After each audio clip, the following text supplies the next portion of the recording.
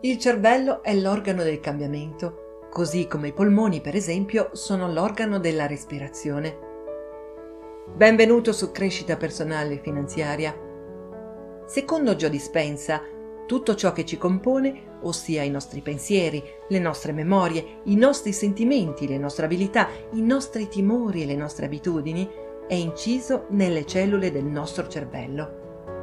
Quando apprendiamo anche solo una piccola informazione, le minuscole cellule del nostro cervello iniziano a creare nuovi collegamenti tra di esse e questo inevitabilmente apporterà dei cambiamenti alla nostra persona.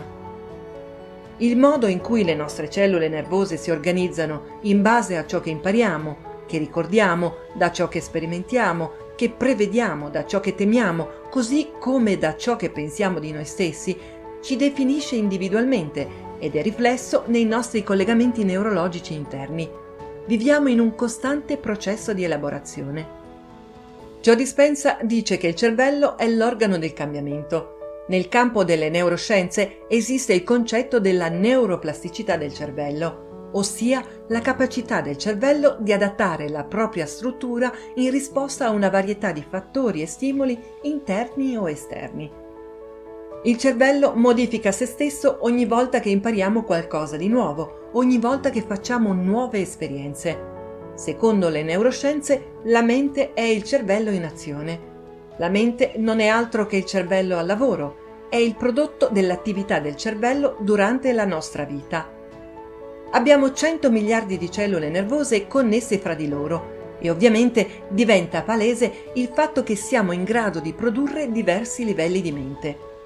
Ad esempio, lo stato mentale che usiamo per truccarci è diverso dallo stato mentale che usiamo per guidare. Quando siamo tristi, usiamo una mente diversa da quando siamo felici.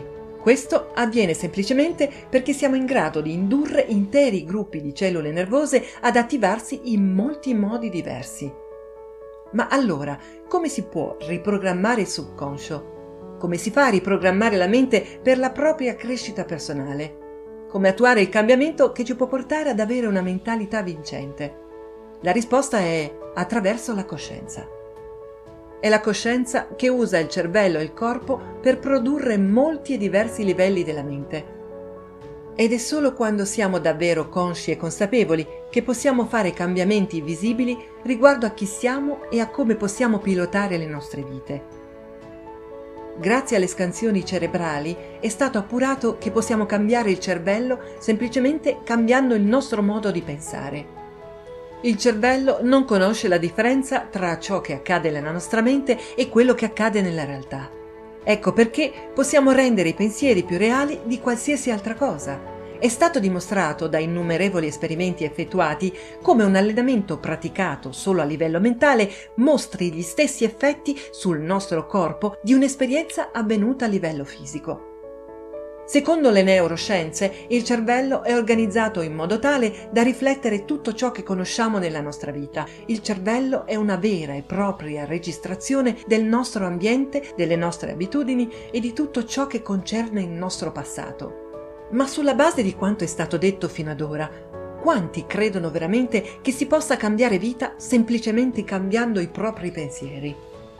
Quanti di voi affermano di voler cambiare vita e poi svolgono le stesse azioni quotidianamente senza nemmeno rendersene conto?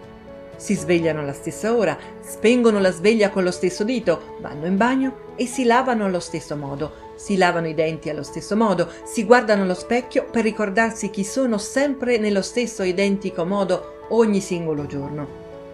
Quanto è cambiato il vostro cervello fino ad oggi?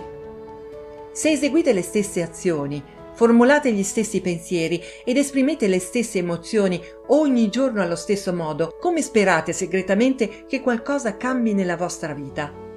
Il vero cambiamento è pensare più in grande dell'ambiente e della situazione in cui vi trovate. Ogni grande persona nella storia lo sapeva, che fosse Gandhi, Martin Luther King o la regina Elisabetta o Giovanna d'Arco. Tutti loro hanno avuto una visione, un'idea che non poteva essere vista, annusata o assaporata nella realtà, ma era viva nella loro mente, così viva che la vivevano come se fosse già reale, già accaduta. Quindi si può credere in un futuro che non potete ancora vedere o sperimentare con i vostri sensi, ma a cui avete pensato abbastanza volte nella vostra mente che il vostro cervello è letteralmente cambiato per farvi credere che l'evento sia già accaduto. La neuroscienza afferma che è assolutamente possibile che la nostra personalità sia in grado di creare la nostra realtà personale. La nostra personalità è composta da ciò che pensiamo, da come agiamo e dalle emozioni che proviamo. Siamo stati noi stessi a forgiarla. Siamo noi ad aver creato l'attuale realtà personale che chiamiamo la nostra vita. Quindi viene spontaneo affermare che se questa realtà l'abbiamo creata noi in questo modo, siamo anche in grado di crearne una completamente nuova e diversa. Ma per farlo dobbiamo cambiare personalità e per farlo dobbiamo cambiare i pensieri che stiamo pensando, i comportamenti e le abitudini che mostriamo e le emozioni che abbiamo memorizzato e che hanno creato la nostra identità attuale. È necessaria una deprogrammazione che ci consenta di cancellare le pianificazioni cerebrali su cui ci siamo inconsciamente allenati per anni e anni. Dobbiamo disimparare per poi reinventarci. Non possiamo seminare un giardino se prima non strappiamo le piante dell'anno precedente, zappando, spezzando le zolle e poi fertilizzando. È necessario prima fare spazio. Per effettuare la deprogrammazione mentale è necessario entrare in uno stato di trance, perché c'è molta spazzatura nel subconscio da buttare via e quindi l'unico modo per penetrare il muro di ciò che si è cristallizzato all'interno è quello di trasformare le onde cerebrali ed entrare in quello stato di fase alfa, ovvero in uno stato molto vicino al sonno. Quando abbiamo dei programmi inconsci più volte ripetuti, essi prendono sede nel cervello subconscio. Il corpo ha memorizzato quel comportamento e quella reazione emozionale meglio della mente conscia.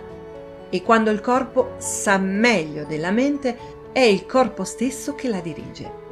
A questo punto, quindi, noi sottostiamo agli effetti derivanti dal corpo che controlla il cervello. Il 90% di chi siamo, all'età di 35 anni, si trova nei programmi subconsci.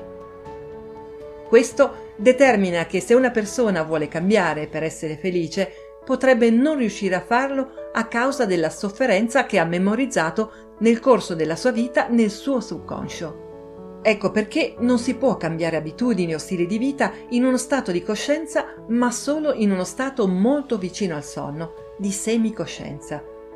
In questo stato il corpo non oppone più resistenza perché è addormentato ed è questo il punto in cui può accadere nel corpo un cambiamento. Un modo per entrare in questo stato può avvenire anche tramite la meditazione. Innalzarsi al di sopra della routine e di ciò che sentiamo familiare è la vera energia della creazione. Pensare al di là di come ci sentiamo è un grande sforzo per qualsiasi essere umano, ma è necessario per vivere nuove e illimitate esperienze.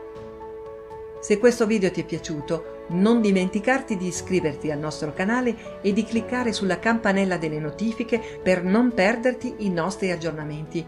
Buona vita da Crescita Personale e Finanziaria.